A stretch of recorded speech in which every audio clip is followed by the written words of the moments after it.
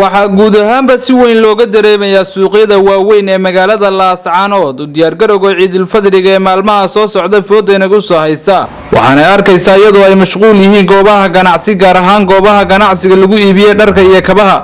sidoo kale waxaa suuqyada waaweyn ee shaaracyada magaalada Laascaanood kula lugayay shacabka reer Laascaanood maamulka gobolka Sool uu horeeyay barasaabka gobolka Sool Cabdi Khayr Dir maayirka degmada Laascaanood Cabdi Casiis Xuseen Taarwale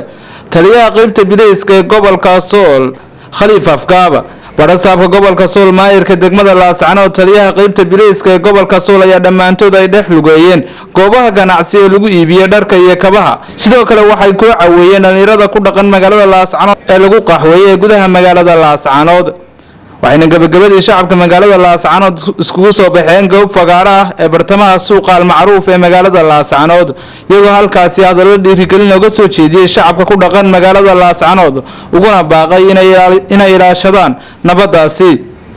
ilaashadaan nabadda waxaana halkaasi ka hadlay barasaabka gobolka Sool Cabdi Khayr Dir maayirka degmada Laascaanood iyo taliyaha qaybta bilayska ee gobolka Sool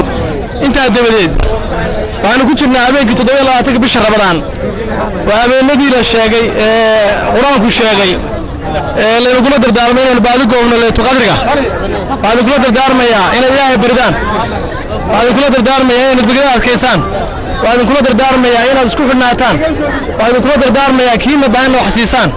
baadi kula dardaarmaya midnimada ayo qofku macna ku leeyahay kali waxa ma tarto waa aragtaan caawa weeyna hadaa dhahay mas'uuliyiinta gobolka iyo kii degmada biidmillaahi kariim shacabka iyo dadku seesdoosan waa aragtaan halka waxay ka muuqataa nabadgelyo buuxda gobolku haysto inay shacabkii iyo dadkii iyo hadii ay ku reeyay maamulka gobolka iyo kii degmada ay caawa halka taagan yihiin saacadu waa baaris 8 iyo xooga wax ciidan ku dhex jira abeerateen ma jirto waa aragtaan taliyaha qaybta iyo maayirka iyo barasaabka iyo saraakiisha iyo shacabka isdhex jooga taas waa caydadaysaa in gobolka ku gudbay waxyaalo laga sheegay ee haday tahay nabadgelyo xumaa ka jirta iyo propagandadii inay nabadda ilaashano oo ay musaas u dhex socono diyaar soo tiin nabadgelyo xumaa iyo la dagaalamo diyaar ma tiin waraxmatullaahi wa barakaatuh saab halkan ku aragtaan waxaan taaganahay bartamaha magaalada Laascaanood halkaas oo caawaan ku soo marnay anoo duugu degmada gudoomiyaha gobolka Sool taliyaha qaybta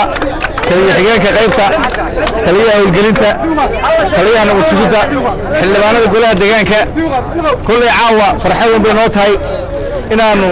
idin soo booqano sida iidu socoto sida hawo u socdaan inka halka waxa rabtaan dad badan oo dukaamaysanayaan u iidno inaynu gacmaha isqabsano saasayno balana inta kadib waxay kula dardaarmaya amniga in laga shaqeeyo haday tahay shacabka iyo haday tahay ciidamada iyo haday tahay maamulka gobolka waxa weeye ganacsatada culimada diinka uqaasha ismada gobolka waxaan ka codsanayaa sidii maanta waan sheegay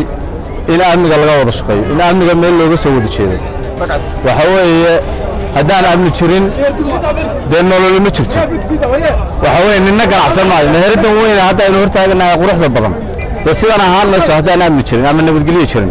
waxa ay ku qurux badan tahay oo ku dhisan tahay waa amniga waxa weeye ciidamada bilayska